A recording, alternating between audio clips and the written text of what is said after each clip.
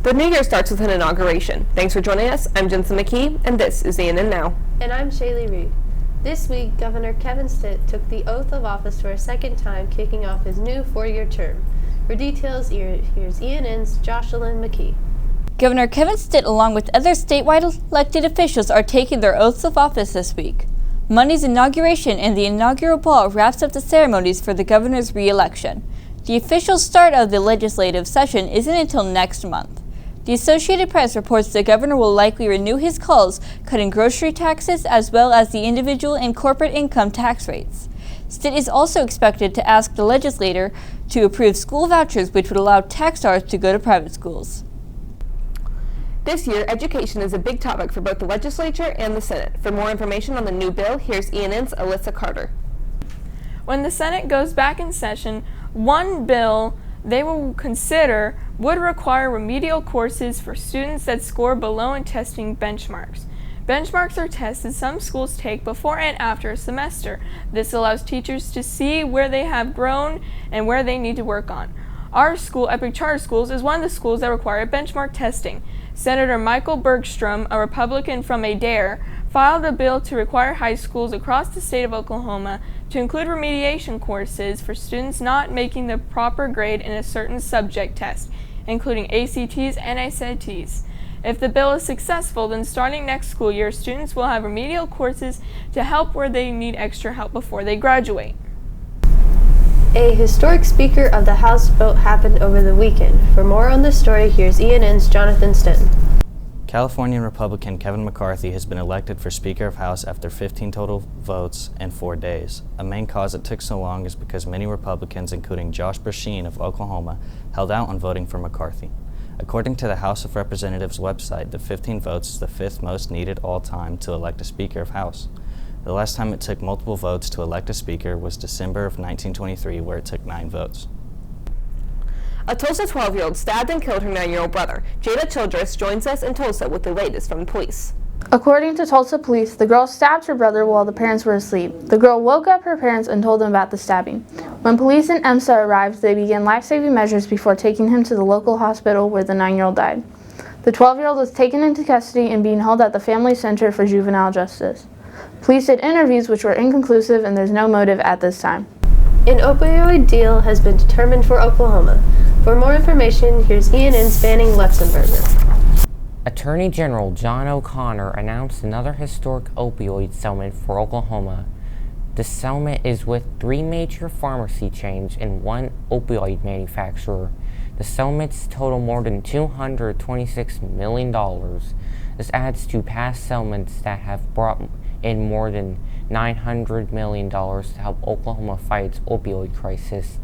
The Attorney General said between 2016 and 2020, more than 3,000 Oklahomans died from opioid overdoses. The Department of Wildlife says Oklahoma hunters are on track to take in a record number of deer this season. Many of the hunters in Oklahoma are children, and ENN's Grace Ann talked to young hunters about why they are taking up the sport. Why do so many people enjoy hunting in Oklahoma? Is it the thrill of the kill or something else? Memories are very important to me. I like having memories of things like that. It just kind of shows me not everything comes on your screen. Not everything good comes off of a screen.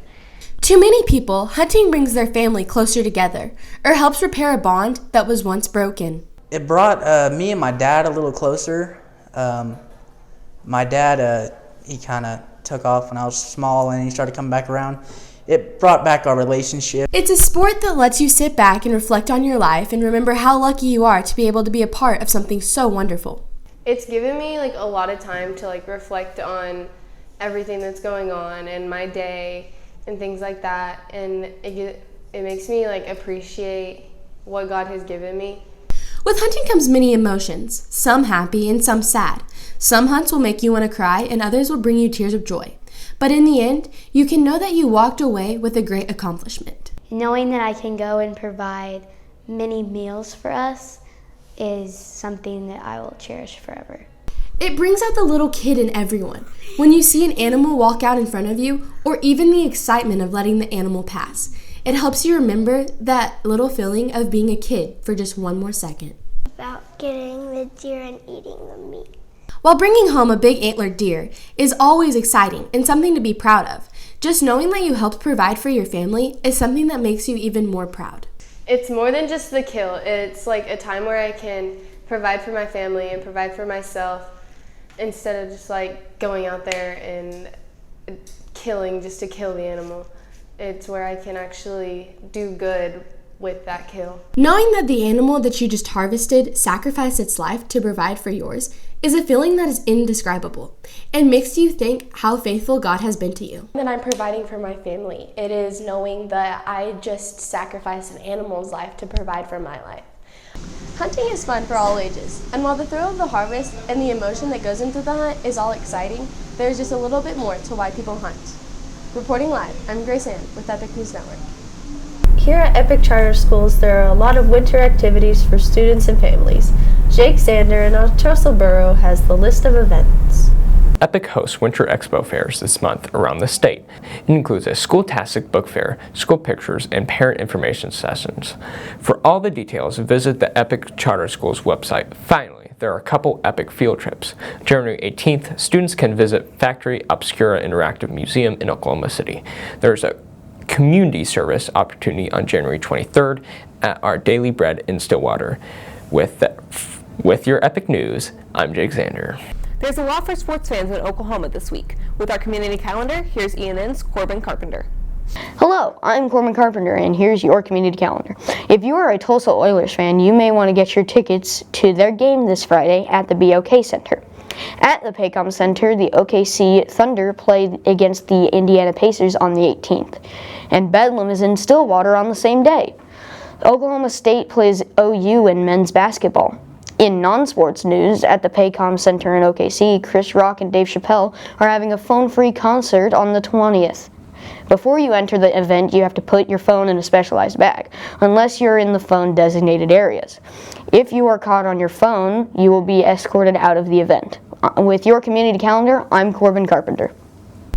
That's all the time we have for today. Thanks for joining us. Be sure to keep checking our website and social media pages for more news from our team of student journalists.